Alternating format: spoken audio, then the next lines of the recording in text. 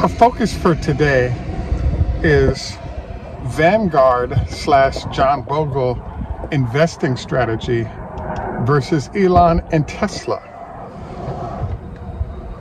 This is Greg for Teslafaninsight. Thanks once again for joining us. If this is your first time, welcome. If you're a repeat visitor, welcome back. We also want to thank our Patreon supporters. Your support is greatly appreciated. It makes a big difference in terms of channel viability and ability to do a better job. So today, what we wanted to focus on is the fact that we really try to ride the curve of information flow in order to provide better information for both investing and trading for you. And currently, that's the case. So I chose the combination of Bogle, Vanguard against Tesla for one kind of simple reason. One of the most famous comments by investors in the last, let's say, 20 years or 25 years is that John Bogle has a famous statement where he says, if you want to know what percentage of your account should be in bonds, you always want to figure out how old you are. So let's say you're 50 years old. What you want to then do is make sure that 50% of your portfolio is in bonds. So if you're 60, 60%, if you're 70, 70%. And so where we've been over the last, let's say, 5 years is that the Fed, in order to stimulate the economy, has forced bond yields to some very low numbers.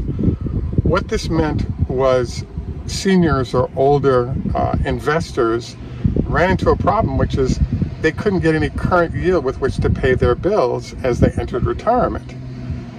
Now that we're seeing this uptake in the interest rates, this is actually creating a very challenging situation. So again, one of the reasons why the Fed chose to raise rates is that it turns out that once the rates are very low, there are individuals like these senior citizens that need current yield that would be forced into equities.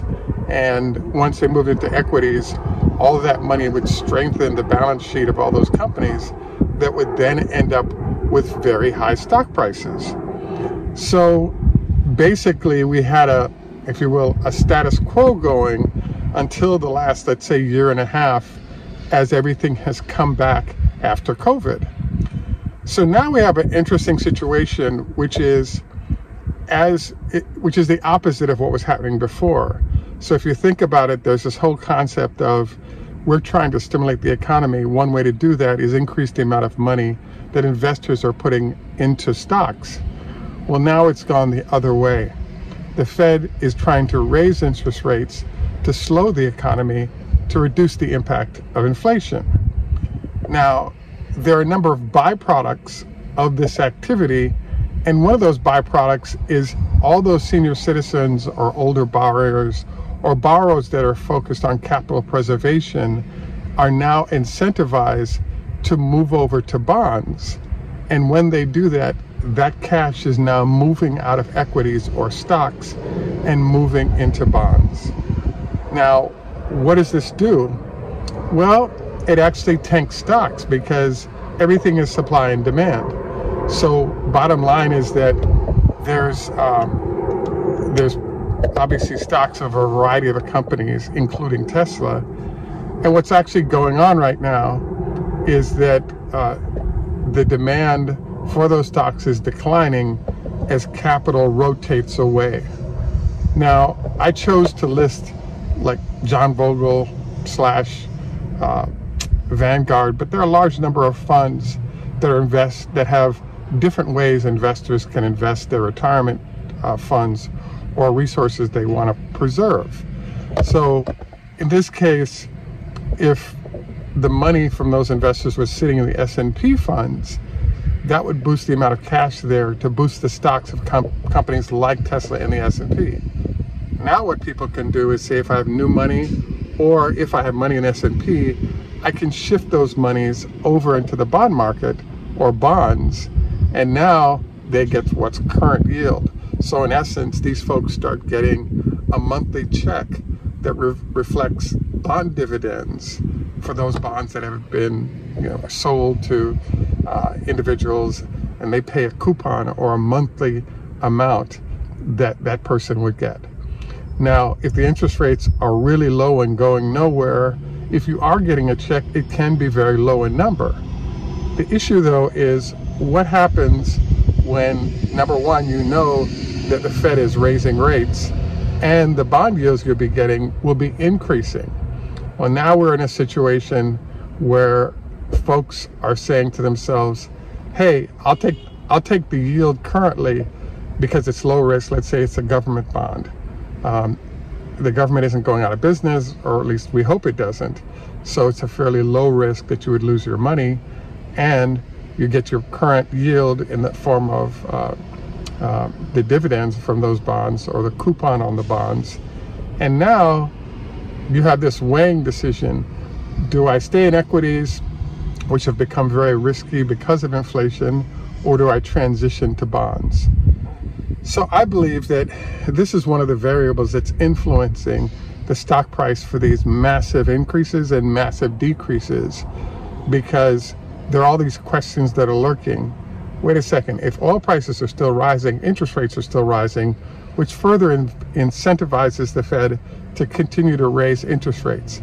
This is now going to give those bond investors higher yield or higher coupon or interest for the bonds that they hold, and it validates them doing so because it is low to no risk and they get their money on a monthly basis. Whereas when we go to corporations, you've seen what's been going on with Tesla stock lately. Not only is it has in general been going up, but it's retreated recently. And so you also have the problem of Tesla is one of those that don't pay a dividend. But there are tech stocks like Google, perhaps Netflix, etc., all of which are paying dividends, and they have good growth, which is where people are taking money out of as they transition into the bond market. So I wanted to bring this up today because what I believe our current environment suggests is that until we see a change in what's going on in Russia, we're kind of stuck in this inflation increasing zone with higher oil prices, higher commodity prices of all types. And this results in even more capital going over to the bonds because of safety and yield. So where are we in the process? I would say that we're half, maybe 3/4 of the way through the process of this transition. But what this generally means is bonds end up delivering better yields, and stock prices get hit in the process, with high growth stocks like Tesla being one of the largest sort of recipients of this sector rotation into bonds. So I would say that we've seen some crazy 1,000-point days on the Dow, 500-point days on the NASDAQ. And I would say that it's not over yet. I think we have more to go. And I think the biggest sign of it being over would be the Fed saying, we think we've raised rates high enough. The other thing you'll notice is that there's a gap between, like the inflation rate being discussed is in the 7% range, and we're still in the 3 or 4% range for government bonds. And so the suggestion of what's going on, given that gap in between interest rates that are available and what the inflation rate, is that there's still room for the Fed to increase interest rates to try to align the current interest rates to the current inflation rate. And so this is why I think that we have a decent amount to go south for stocks and an increasing bond yield to go with this. And everybody is watching this carefully. Could it turn around? Absolutely. There are changes that could occur, like an end to the war in Ukraine or other developments that could actually improve this a great deal. But I really think that if you're going to manage your money well, sort of be mindful of this and keeping in mind as we watch what's happening is a really good idea, because it's going to be influential going forward. At any rate, look forward to your comments on this. Obviously there'll be more to go because we do have a lot more to go in transitions in the near future.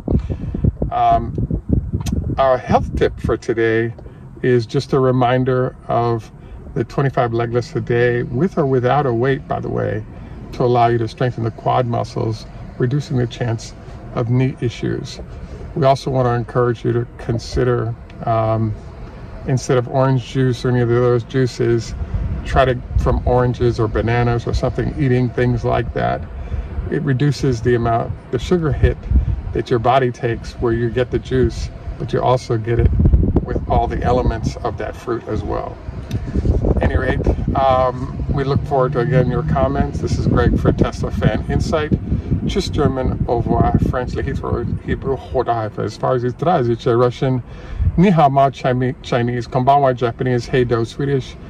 And in Jamaica we say enough respect, walk good. Namaste Hindi. Just a reminder, this is a copyrighted broadcast, and thanks for doing your show. We'll do the same here. Have a great day, and bye for now.